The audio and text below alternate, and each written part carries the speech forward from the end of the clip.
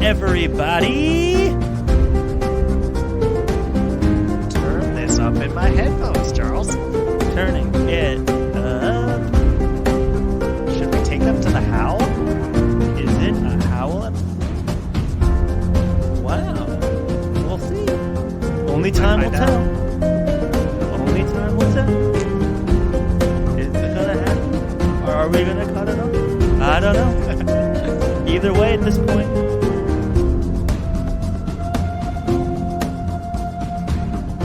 Nice. That was a beautiful howl.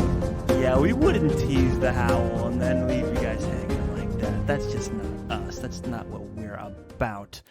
Hello, everyone, and welcome to another very, very exciting episode of the Friends Talking Fantasy podcast. My name is Charles, and with me today, as always, is my lifelong friend and co-host, Dylan. I'm ready to talk some fantasy with my friend Charles. I'm ready to talk some fantasy with my friend Dylan. Some good, old-fashioned, spoiler-free, no reading required fantasy from one of our most popular, highly requested, no one's ever requested it, but we like to make it series, the one and the only Who Would Win fantasy character scenario. You know, Charles, we Generator. ripped on this Who Would Win segment a little bit last time for not getting a lot of downloads, but it seems like it's doing a little bit better based on the last one we released, so we stuck with it, we believed in it, and so did you, the listener.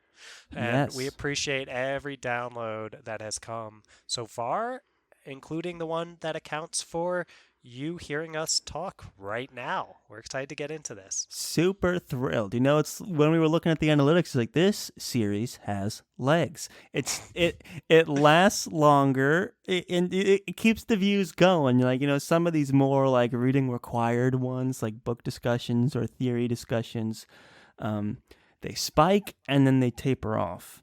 But these ones, they sprinkled throughout all of time. You know, someone's just like, oh, I want to check out this spoiler-free wild this thing, this Who Would Win, because you know what, you can't get this anywhere else. This is the third time anything like this has ever happened, and the other two times were on the Friends Talking Fantasy podcast. Well, Charles, shall we explain what the rules are? There rules? What the way? How this works? How it works. What are the rules? The very rigid rules about who would win, Charles. Well, it's quite simple. You know, every once in a while, Dylan and I, as fantasy enthusiasts, we tinker away at this little project we're working on called the Who Would Win Fantasy Scenario Generator, TM. It's a bit of a fantasy algorithm that we've been cooking up. What it does is it takes fantasy characters mostly from series that we have discussed on the show, things like Mistborn, Kingkiller, Lord of the Rings, Witcher, etc. And then we also pepper in a few pop culture characters from things like Star Wars, Harry Potter, Pokemon, you know, all that stuff as well. And then we also come up with a bunch of different kind of competitions, things like fist fighting, tennis matches, cook-offs, and we plug them into our generator and that we created here on the show, and it's going to bring up two characters and a competition, and then it's our pleasure to speculate on who we think would win. Nailed it, Charles. And don't forget that you, me, and our friend Derek, who you might find if you listen to our travel discussion episodes about our trip to New Zealand, all three of us are actually in the generator too. So we could end up coming out in one of these generated matchups here. That's right. Anything is possible in the world of Who Would Win. And you'll see what we're talking about when we start running this generator. So should we not delay any further and put this generator to the test? I'm already putting it to the test here. Beep, boop, beep. The generator is going, Charles. And it's a rap battle. Rap battle. Let's see. Who is going to enter the rap battle? We have Kite and Breeze. Okay. So Kite is from the Poppy War. A he's a brainiac basically. He's Mm-hmm. really really smart, pretty pragmatic person. Definitely counterbalances Rin, who's a little bit more rash. And then we've got Breeze, who uses emotional allomancy and stuff like that to manipulate people's emotions. But what will come of their rap battle matchup here, Charles? They probably both have equal like verse and rhyming skills, which is not any. But I feel like Breeze's ability to soothe would help him kind of win over the crowd and and kind of you know get Kite kind of psyched out and get everyone else feeling good, while he is attempting to rap. So I'm more inclined to give it to Breeze on this one. Yeah, I guess it does depend how the rap battle is decided. Like, are there It's are like there the cheering of judges? the crowd, is what Okay. decides it. Yeah, I just feel like Kite would be not a particularly great performer. I Yeah. mentioned he was pragmatic. He's doesn't seem like the kind of person who could really work a crowd while he's really smart. And Hmm. Breeze, we know, definitely can work a crowd, both using his natural charisma and his magical prowess. So I'm with you, Charles. It feels like Breeze would find a way to win this one. Yeah. Yeah. He'd be like, my name is Breeze, and I'm here to say I'm gonna fire your emotions in a major way. Give me a beer. Bring me some wine. And yeah, that would be it. I And can't then, think of the next line. but it wouldn't matter because you did then just flare everyone's emotions and be like, "Woo, we love you, So this Breeze." guy is great. Yeah, exactly. So you gotta give it to Breeze on that one. Nailed it, Charles. Kate would be like, "Well, mathematically, those words don't rhyme," and it's like, "Get out of here, get out of here, Kate." It's like, give me a day to like compute the most accurate rhymes. It's like, no, Yeah. And we don't have a day for you, that's Kid not Day. how We're rap already works. moving on. Yeah, let's get some more names in the generator. Beep boop beep bop Beep, boop. boop, beep. This is 1v1 basketball over here, Oh, Charles. 1v1 basketball. And the contenders in one side of the court, we have Kid Anakin with all his midichlorians. Oh, all his midichlorians. All of them. And then on the other end, we have Faramir.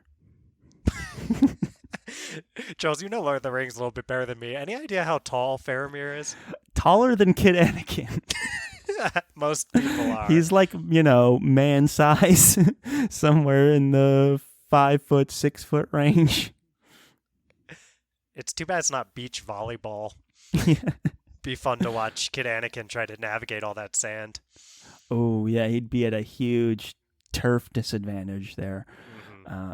I mean, Faramir's just taller, and he may not have any midichlorians, but he could easily just dunk on Kid Anakin, I feel like. It wouldn't be that big of a challenge.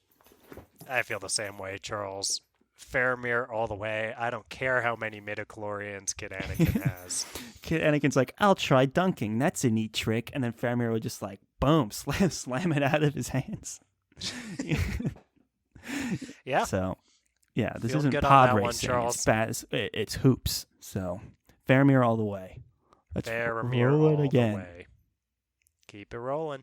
Beep, boop, beep. Settlers of Catan, Charles. Now, you're going to like this one. I guess, should I pick a third person? Because Yeah, we do usually do that with Settlers so of Catan. let me first set the stage for the first two that I have picked here, because the generator picks two names at once.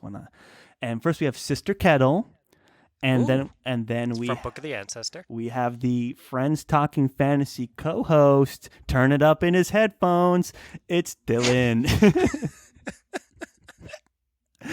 And then let's see who the third, and a returning Catan player, I think, is Yoda, Master Yoda from Star Wars. He lost last time. Right? It was Yoda, Pikachu, and Marsh, I think. A different Marsh, but That's true. from Mistborn, I think. Yeah, it was a different Marsh. It was the Mistborn Marsh, not the Yeah. Dylan Marsh. So this is an interesting one. Dylan, you're kind of biased here. You may have to I know. recluse yourself here or I whatever was that. legitimately just thinking that. I'm like, immediately Dylan sticks out to me. Dylan's the only one that's actually played Catan before, so that is a huge advantage in terms of winning the game. We've already said Yoda, not so great of a strategy guy, kind of getting outmaneuvered at a lot of opportunities if you stop to actually think about it. Sister Kettle also kind of playing catch up when it comes to things like political intrigue and strategy, or even like, oh yeah, the kids, they're all fighting for their lives over there. As I'm supposed to be protecting them, I should probably go over there, So, if there's a situation, there's a scenario in which the Dylan of the Friends Talking Fantasy podcast could come out and get the win here. But you know what? It comes down to sometimes it's just plain old luck. Yeah, it's a dice game. And these are three sentient, competent individuals. Oh, Charles, you're so kind. Sentient and competent. So it's not like you're going up against Pikachu. But if it was someone like Abyss Glass over Sister Kettle, then I'd say you'd have a tough go. But I think you have good standing here. I'll give it to you. Thanks, Charles. Because you have experience with the game, and these other two don't exactly exhibit great strategic skills. Come at me, Yoda fans. Come at Charles, Yoda fans. So congratulations on the victory there. That's pretty exciting. I think that's my first win in Who Would Win. Was that also your first nomination? Yeah, undefeated. Wow, that's pretty great. So. Only Derek had appeared before in the three-legged race with Jar Jar tied to him. Yeah, he unfortunately lost, but he was paired up with the worst possible partner at the time. So you hate to see it. Let's get this generator going. Beep, boop, beep. We're arm wrestling, Charles. Now, here's an interesting one because on one end we have Nona from Book of the Ancestor. Nona Gray. She is a preteen girl, but she does have some crazy strength. Does she have crazy strength? Not really. Not really. So she's up against... We're saying like Red Sister Nona, like to avoid spoilers and things like that. So she's like tops like 12 at this time. Okay. And we have on the other end, we have from Lord of the Rings, don't take his precious, it's Gollum. That's beautiful. I love how you're like acting like a game show host. Like, welcome out to the stage, like a celebrity game show host. Don't come on, precious. I'm trying to spice it up for the viewers, for the listeners at home. Well, you spice it up for me, Charles. I'm enjoying it. Okay. Gollum, I feel like he's not particularly strong, right? He pretty much gets beat up by... I don't know if this is that a spoiler if I start? I'm not, he does exhibit some strength. Like he hunts for his food. He uses his hands. He's crawling around. He can have this like almost desperate, panicky bursts of strength and agility as well. Gollum is someone you don't want to underestimate when it comes to strength. He will spring out at you, and I would say it really more comes down to like, can Nona use any of her special abilities to give her just a boost of strength? And that is, I think, what we're deciding here. Like, can Nona give herself just more muscular strength to use in arm wrestling? Well, I mean, at least to this point, like we're saying Nona like Red Sister, all this kind of stuff, and we don't know what does or doesn't happen beyond that. I'd say Nona doesn't really have any abilities I would let her do much of that. And I think we then maybe If we're this thinking was like a Gollum. fist fight, it wouldn't be much of a challenge. It No. would be Nona. And if it was a fight with powers, it would be Nona. But in a arm wrestling match, that's a little trickier because Gollum all looks so of frail though. but he can like attack people and jump around. He certainly has more strength than a middle-aged girl unassisted with powers abilities. Eh, I mean, I'll you know a little more about Lord of the Rings than I do here, I Charles. mean, I'll look, trust your Gollum's word. not like known for his feats of strength, but he is like uh, he does have these moments where he can do things that require a lot of like strength and agility and like Maybe agility. Like and catching fish is not like impressing me with your strength. You know what? I'm saying Nona, Charles, and you can say Gollum if you want. We can be split. It's okay. I I'm still towards Gollum on this one. And also Gollum might have longer arms, which, Mark Lawrence, big physics guy. Mm, Gollum could get the torque going and just use his pure extra length to overtake Nona in an arm wrestle. I'm yeah. sticking Well, Gollum. he's 2 to 3 feet tall, so there's that. But he's got like according to my quick really Google long search. spidery limbs. He does. He does. All right. Well, I say we're split on that one. Right in, Listeners, you fans. decide. Yeah. You decide. Tweet at us at the FDF Podcast 1. Help us break the tie. Who would win in a theoretical arm wrestling tournament? No powers, Nona or Gollum? Write it in. Red Sister Nona. Red Sister Nona. Early Any later, Nona. it's not even close, I think. But all right. Shall we get the generator pumping? Let's do it. Beep, boop, beep, boop, beep. We've got a bench press here, Charles. I feel like we're back to back with these just like kind of raw strength ones. And much like the last one, we have a Book of the Ancestor Lord of the Rings matchup. The first up in the first corner, we have she's pulling all the strings, Jolie Namsis of the Royal Cis, a prestigious class of nobles. Nailed it. In Book Not of the royal. Ancestor, and Sure. she's in trouble, I would She say. can pull threads, which is kind of like emotional manipulation. Yeah, I would say, no help in bench pressing. No. And then on the other side, from deep down in the mines, it still only counts as one. Gimli, son of Gloin. Yeah, this is a mismatch. Yeah, Charles. it's Gimli all the way. I feel like Gimli he'd be great for bench press. He's basically built like He's primed for bench for it. pressing. Yeah. Just like brute strength is kind of his like Yeah. fighting tactic. So yeah, against someone who has no physical strength ability, easily Gimli. Not a Easily. lot to say on this. Gimli Nope. smokes Joelle. Let's get it going. Let's Beep, get it boop, going. Beep boop. And we've got a debate, Charles. Now, this would be a very interesting debate. We have two characters, both happening to be from the Kingkiller Chronicle.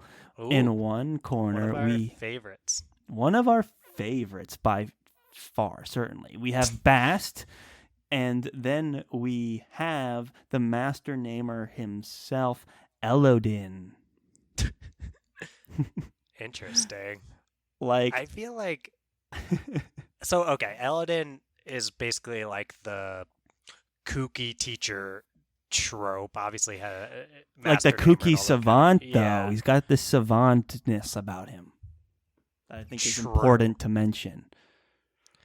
And then Bast is of I mean, maybe this is a bit of a spoiler. So Bast is kind of Quoth's apprentice, and he is obviously learning from one of the best at everything. Hmm. So Hmm. I'm sure he would be learning how to debate well from all those readings he's been I doing. just don't see Elodin conforming to a debate like Yeah, narrative or setting. He'd just say kooky stuff and everyone would get fed up with him and not have any idea what he's talking about. He's known for agreed. not making any sense. That's a character trait of his. He makes no sense when he talks, and all of his students don't even bother to show up to his lectures some half the time because they're just like, what is going on with this guy? I don't get it. And they bounce. So I don't think you could give it to him. I'm with you, Charles. Eldon in a formal debate setting, I don't really trust him to conform to the necessary rules, while Bast probably would be able to do it well enough to win this one. So I think Eldon's a bright dude, but just not the right setting for him here. I would agree 100%. Eladin would just be like saying all this weird kooky stuff like, oh, to you have to just be right or be wrong or say the name of this. You just have to know it. And then Bast would be like, at least making coherent sentences.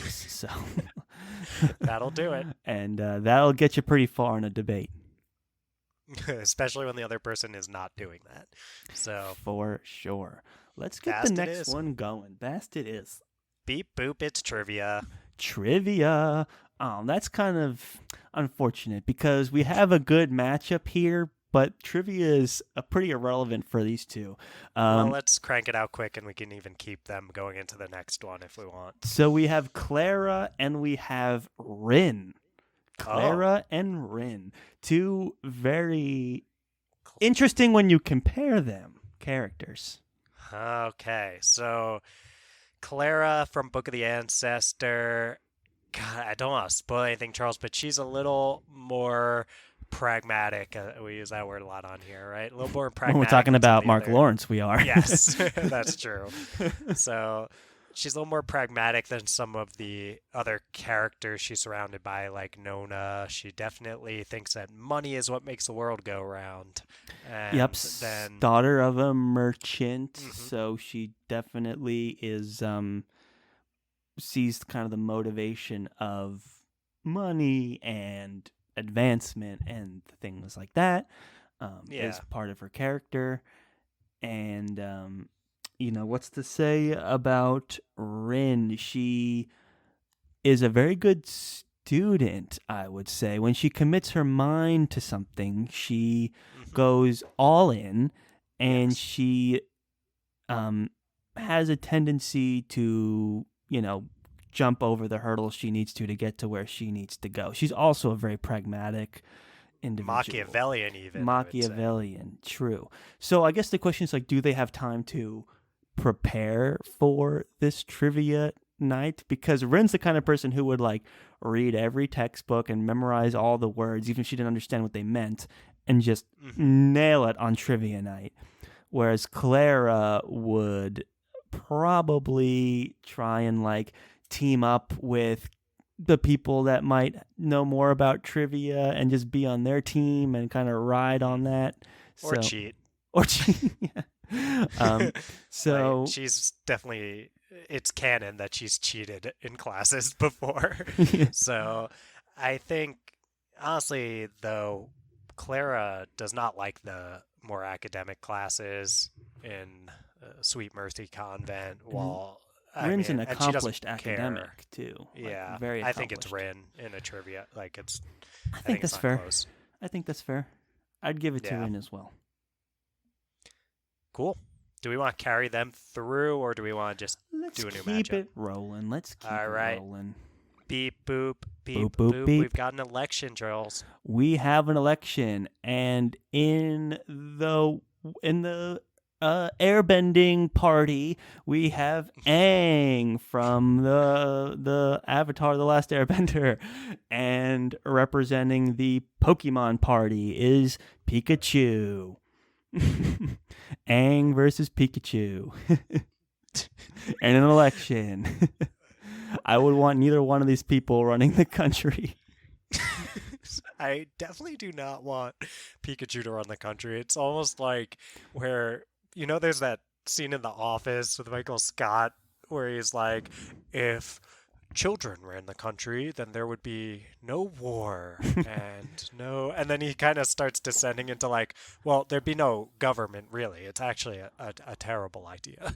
And I think that's Pikachu running the country is like just complete anarchy. There's not really any leadership going on. So I don't know. I think just by being a person, I'm looking towards Aang. That's a fair point, but consider this. Everybody loves Pikachu. Pikachu is the multicultural phenomenon. He is the most famous character and the most famous intellectual property of all intellectual property. There is no more successful franchise than Pokemon, and there is no more successful Pokemon than Pikachu. The guy has captured the hearts of the entire world. It's very rare that we can all agree on one thing, and it seems that the world is in agreement that, we like Pikachu. Pikachu has captured the hearts of many generations. Your grandma knows who Pikachu is, and your 5-year-old niece knows who Pikachu is. How can you lose an election when everyone knows who you are? And also think of his stance on sustainable energy. He's a ball of energy. Just get the free energy for everyone. You solve climate change through the Pika power of all that electricity. I mean, come on. You make some interesting points there, Charles. I think Pikachu, it's like Kanye West was on the ballot recently, right? It's like, yeah, Kanye West also, my grandma and my non-existent 5-year-old niece know who Kanye West is, but they didn't vote for him. And that's because you might know who someone is, but also be able to acknowledge, hey, well, also because my 5-year-old niece doesn't exist and wouldn't be of age to vote. But at the same time, it's like, yeah, you can all know someone and still say, well, this isn't a person who's fit for office, and they're not going to just like win an election based on that. So I think the people, it's like these debates, Charles, that would happen between Pikachu and Aang. It's like the people would see that Pikachu has no depth. They'd see right through him, and they would know Aang is the person to go for. I think they'd see Pikachu as a straight shooter. He sticks to his guns. He's consistent across all of his stances. Gun control, Pika Pika. Healthcare, Pikachu. Charles, have you seen? You've seen Community, the TV show, so I have. There's like the scene, pop or whatever. Pop, Yeah. and then Everyone cheers. Leonard is making raspberry sounds, like the blowing your tongue sound. I'm not gonna make on a podcast because it'll probably sound gross. And then it goes back to Magnitude, who's like pop, pop, and Magnitude. It's just back and forth between that. And what happened, Dylan?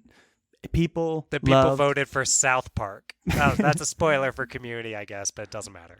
But people they cheered for Magnitude. Yeah, but they didn't vote for him in the end, and I think that's what would happen. All right, we'll give it to Aang Pikachu. because he's sentient and has shown leadership abilities. And as cool as free electricity is, wind energy is the future. So fine. I'll concede. Nailed it. Just had to give Pikachu a fair shot. You went all in. What do we got? All right.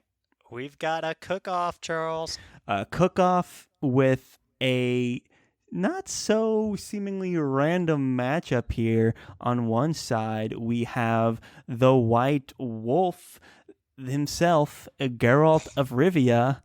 And then on the other side, you might hear his lute playing Dandelion in a cook-off. I mean, I feel like this could be one of those short stories, filler episode feeling short stories. It's like there's the episode with Doodoo, the doppelganger. or sorry, episode. There's the short story that feels like a filler episode with Dudu the doppelganger in what was that, Sort of Destiny? And it's like, Mm-hmm. what is going on here? How is this actually a part of the greater Witcher story? And I feel like a cook-off between Geralt and Dandelion could actually happen in one of those. It's true, and there is a canon moment where they're fishing, and who is it talking about using the head for stock? Is Dandelion. He's like, we'll use Oh. it and we'll make soup. That was like his whole. Mm. He had a plan. He had a vision. Girl was just trying to catch the fish, but it was Dandelion that was already conceiving the recipe for a fish stew. Well said, Charles. I'm glad you were able to draw from actual canon here. That's Sure. right. That was when they Dandelion. were fishing, and that's when they accidentally dug up the gin, and Happens to the best of us. and they accidentally made those wishes, and that's a fun story for anyone that hasn't read The Last Wish. Go check it out. I just set it up for you, and yeah, there is some food cooking canon going on in there. So I also feel like Geralt wouldn't have any passion when it comes to cooking. He'd sooner just like eat what's practical, and that's that. Where Dandelion likes to like the more grandiose, lavish nature of him. He's more inclined to indulge himself in things like fancy foods and stuff. So I'm liking Dandelion for this one. I am too, Charles. Well, we're at about that time, actually. I'm looking at the clock here. Should we go into the final bout? That would be a three-legged race then, Charles. Yeah, You something. remind everyone what a three-legged race is. Sure. Well, I'll remind them of that, and then I'll remind them of the tradition that we decided Sure. to start. So this is our third Who Would Win. In the first Who Would Win, towards the end of the show, we had the scenario of the three-legged race. A three-legged race, for those of you who don't know, it's two people standing side by side. The two legs that are next to each other, right, from each individual, you tie those legs together. So now it's two people, three legs, and you try and race other people that have two of their feet tied together, and you see who would win, right? So in the last Who Would Win episode, we serendipitously ended up with another three-legged race scenario with one of the previous winners, Katara herself. It ended up being Katara and Dumbledore racing against Rey and Ham. And in a surprising upset, Rey and Ham took the belt from the champion. And so we decided, you know what? Let's try and end the next show carrying that on. We have the champion and the contender. So we have Rey and Ham, the returning champions of the three-legged race. They're tough to beat. We're going to just put in the random generator and see if we can get a better matchup here. But I'm telling you, it's going to be tough. So Ham is from Mistborn, for all those wondering. Yes, Pewter Burner. And Pewter Burner, so he can increase his strength and his constitution. While right. Rey is from Star Wars, and you know who Rey is, probably. Yep, very athletic, very competent. A fast runner as well. We've seen her outrun Poe a bunch of times. Finn. And she probably outran Poe at some point too. Let's be Charles, honest. we've had this same. This is literally the same thing that happened last time. I made the same. You mistook Finn for Poe, and then I corrected you and said Finn, and then you said she probably outrun Poe too. It's just people being like, "Did I listen to this I'm episode glad already?" that I'm sticking to my guns. I'm set in my ways. So, yeah, tough contenders. And I feel like if we do the show enough times and we continue to grow the list, eventually through evolution or something like that, we will have the perfect pair for a three-legged race. That's something to aspire to here, Now, Charles. what happens if either Rey or Ham comes up in the draw now? Do we just redraw? Roll it again. Yeah, they can't be against themselves. All right. So let's do the draw. So going up against Rey, this is funny. Against Rey and Ham, it's Quoth and Doxin. The Mary Sue versus the Mistborn trooper. Okay, yeah, well, if you... Well, do you know, Charles and I have expressed our views, I assume by this point, We have. on the Mary Sue phrase, Yeah. but we're not huge fans of using the phrase, No, but it's these are just probably the funny. two characters in, like, the greater fantasy literature and, like, I guess, genre that most frequently get slung the Mary Sue criticism in terms of Quoth from the Kingkiller Chronicle and then Rey from Star Wars. So I know Charles is saying we might be moving toward the perfect team. It's probably Quoth and Rey if they ever end up on the same team. That's very true.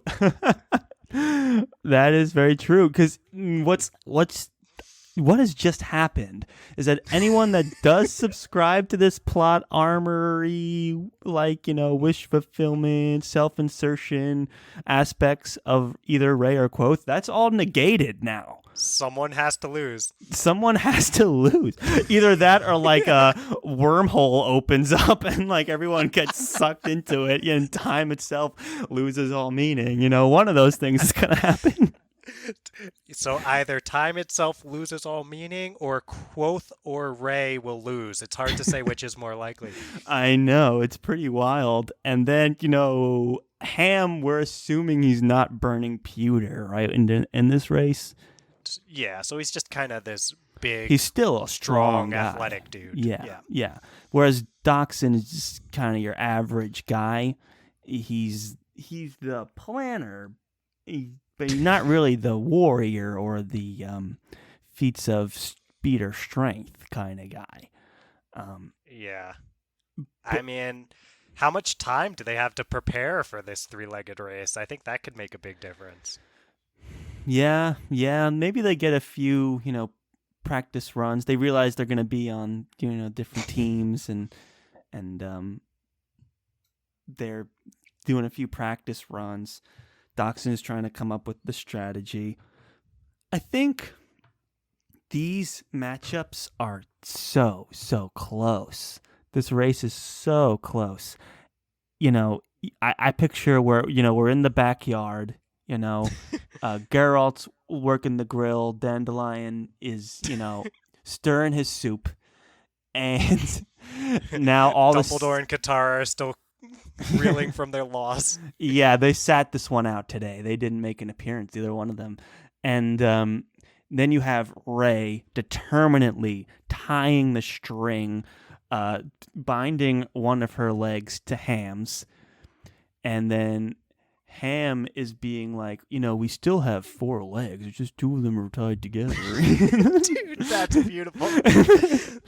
That is exactly what happened. He's like, while Rey's tying them up. And then you have Quoth and Doxson. And Doxson's like, Quoth, I got to tell you, even though like Ham, I can confirm Ham has no pewter, he's still a really strong guy.